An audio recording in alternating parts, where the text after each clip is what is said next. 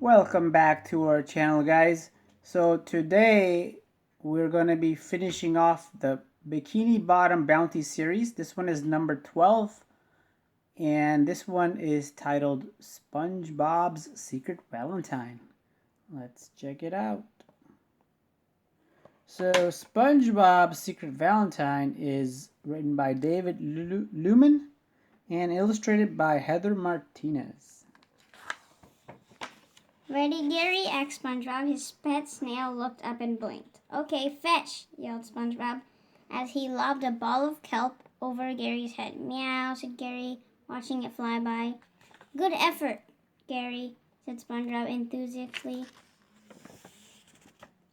Sandy walked up with the kelp ball splattered all over her helmet. Howdy, SpongeBob, is this yours? Cherished, Sandy, he said. Want to play fetch with Gary and me? Sandy scooped the blob off her helmet and tossed it to him. Sorry, SpongeBob, but I have to get home and make a special Valentine for tomorrow. Adios.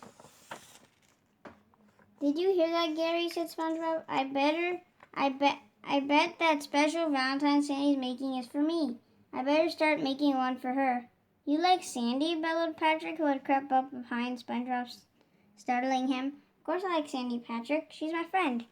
No, I mean you really like her, said Patrick. If a boy gives a girl a Valentine, it's a really huge deal. SpongeBob looked puzzled. What do you mean?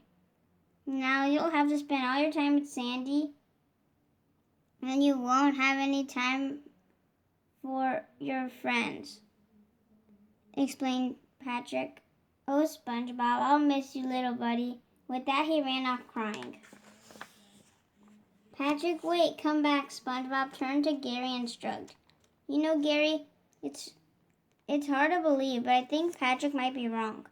On the other hand, I really don't want to lose any friends. SpongeBob thought hard, then he snapped his fingers. I know, I'll ask Squidward. SpongeBob knocked on Squidward's door.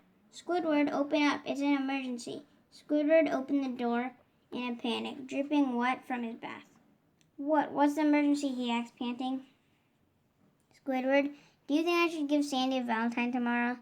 Squidward just stared at SpongeBob, then he slammed the door. Squidward seems busy, said SpongeBob. Maybe I'll ask Mr. Krabs.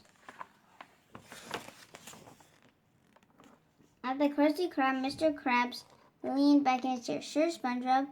I'm glad to give you some advice. Save every penny you make. SpongeBob interrupted him. I don't need advice about money, Mr. Krabs. I need advice about a girl. Mr. Krabs leaped and yelled, Stay away from me, only daughter, SpongeBob. SpongeBob looked confused. I'm not talking about Pearl, Mr. Krabs. I'm talking about Sandy. Oh, said Mr. Krabs, wiping his brow. That's a relief. What seems to be the problem? SpongeBob explained the whole Valentine situation. Replied Mr. Krabs, scratching his chin. As she is a land creature, there's really no telling what Sandy will think of your Valentine. I suggest you go over to her tree dome. SpongeBob brightened up. To ask her? No, answered Mr. Krabs, to spy on her.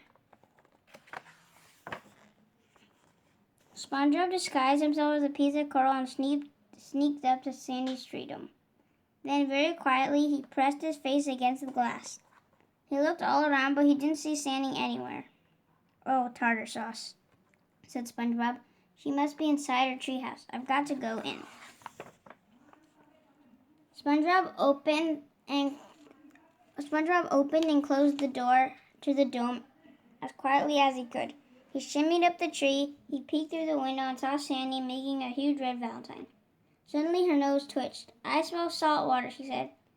Either my dome sprung a leak or there's an intruder. SpongeBob scrambled down the side of the tree and out of the dome as fast as he could. He could hear Sandy behind him yelling, You'll never get away, you thieving varmint. But he did get away, just barely. SpongeBob slammed the front door behind him and leaned up against it, breathing hard. I've got to get to work, he told Gary. Sandy's making me the biggest Valentine I've ever seen. I don't care what Patrick says. I'm going to make one for her. SpongeBob dove into his closet and came out with arms full of materials. Then he flew into action, drawing, cutting, and pasting, until the sun came up over Bikini Bottom. "I'm ready," he shouted at last, holding up a big, beautiful Valentine with Sandy's name on it. SpongeBob ran over to Sandy's place with the Valentine. Just as he reached her tree dome, Sandy came out carrying her huge Valentine. "Hey, Sandy," said SpongeBob, grinning. "That's quite a Valentine you got there. It must be for someone pretty special." Sandy nodded. "Yep, it sure is, SpongeBob. My mother is a very special lady."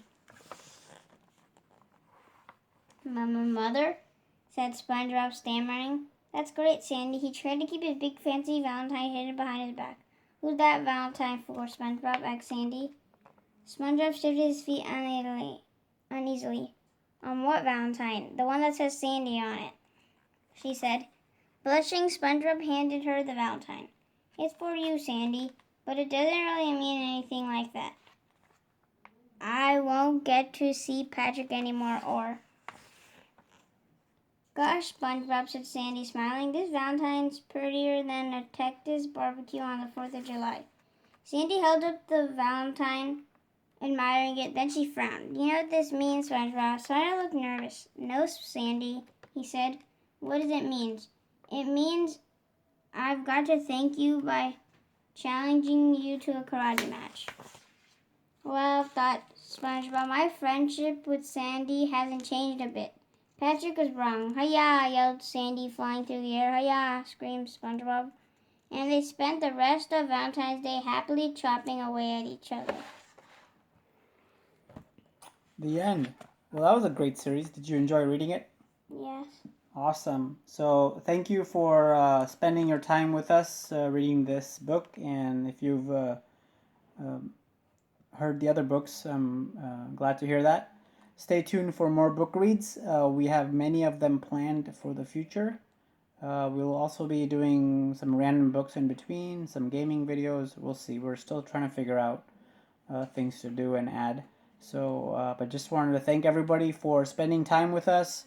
Hope everybody's safe, staying healthy, and try to help somebody that's in need.